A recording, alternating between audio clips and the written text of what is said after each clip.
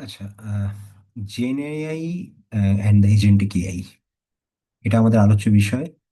তার জন্য এই ভিডিওটা করা। আহ, তো সংক্ষেপে জেনে নিই। Gen AI, right, that is a huge trend in the market. এর মানে হচ্ছে, আই মিন, ইন দ্য লিগাসিতে কি হতো, রাইট? আমরা অ্যাডভান্স অ্যাপ্লিকেশন ডেভেলপমেন্টে একটা চ্যাট বক্স তৈরি করতাম। সেই চ্যাট বক্সে two parties are there. After that, we have to, provide some of the prompt over there, right? Some of the queries over there from the chat box. অন্য party সেই কোয়েরিটা যদি জানা থাকে, তাহলে অন্য পার্টি সেটাকে রেসপন্স করতো। Correct? So that is a kind of things. তো কিসে রেসপন্স করতো? রেসপন্স টেক্সটে হতো।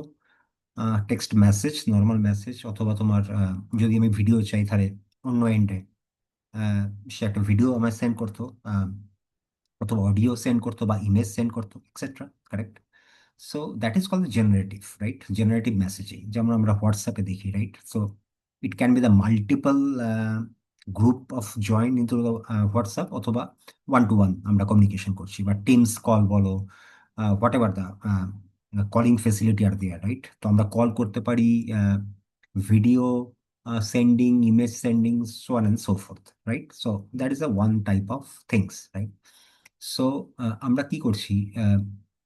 জিএনএআই মানে হচ্ছে কিছু ইনফরমেশন, কিছু collective information, right? We are actually train, আমরা সেই ইনফরমেশনগুলোকে ট্রেন করছি।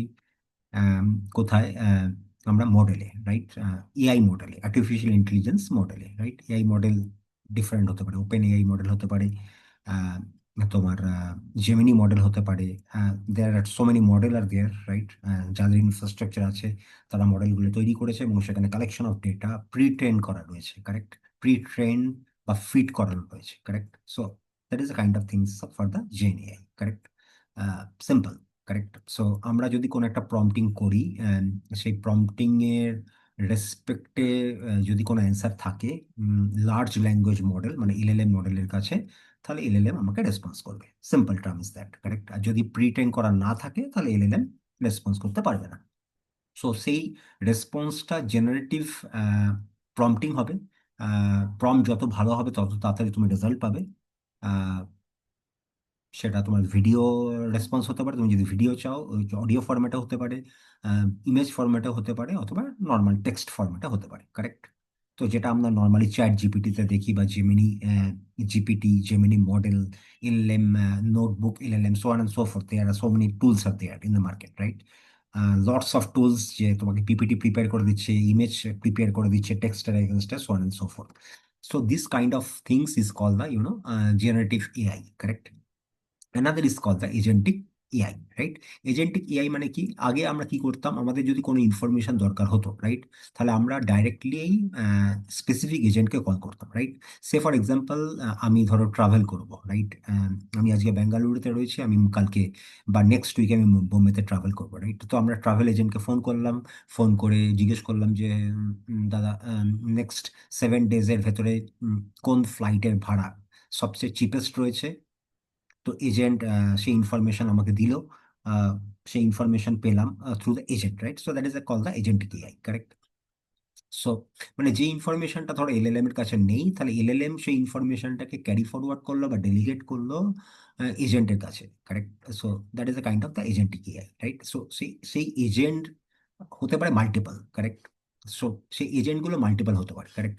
সে ফর এক্সাম্পল, আমি ট্রাভেল করতে চাইছি বোম্বেতে, নেক্সট 7 ডেজের ভেতর কোনো একদিন, আমি চিপেস্ট ভাড়া চাইছি।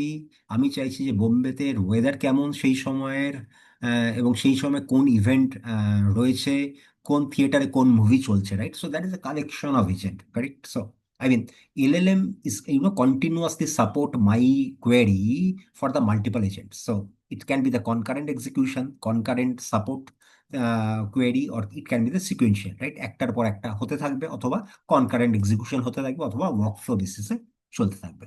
তো সিম্পল ওয়ার্ড, এলএলএম একটা লার্জ ল্যাঙ্গুয়েজ মডেল।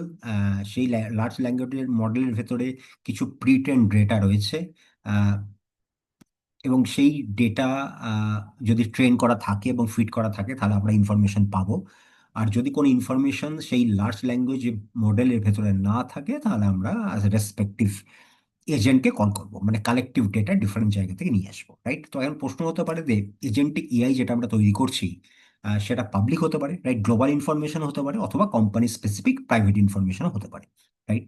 তো আমাদের কাছে ডিফারেন্ট টুল রয়েছে to create the agentic AI. যেমন তোমার পাইথন ভেতরে কিছু লাইব্রেরিজ রয়েছে, ল্যাংচেন, ল্যাংপাই, সেটা তোমরা স্টাডি করতে পারো করার জন্য, এজেন্টিক এআই অ্যাপ্লিকেশন ক্রিয়েট করার জন্য।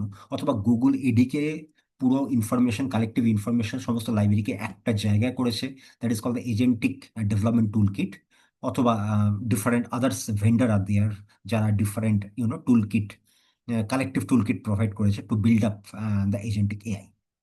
So I believe you can just go to the Google documentation for the Google ADK, it is called.